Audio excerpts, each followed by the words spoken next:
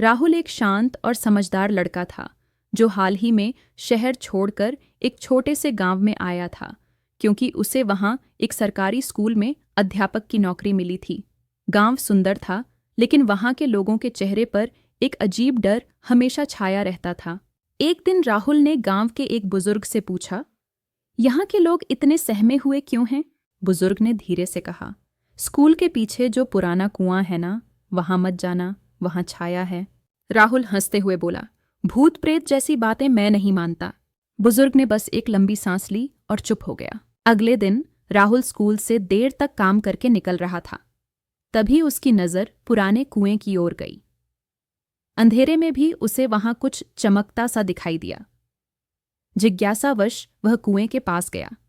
वहां कोई नहीं था, लेकिन अचानक उसे लगा जैसे किसी ने उसके कंधे पर हाथ रखा हो। वह पलटा, कोई नहीं था।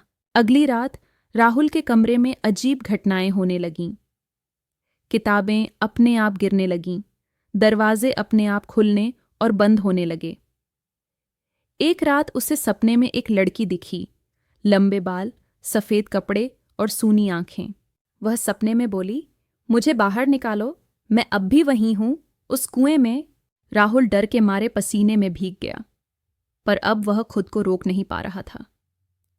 अगले दिन उसने गांव वालों से उस कुएं के बारे में पूछा। एक महिला बोली, वो कुआं शापित है।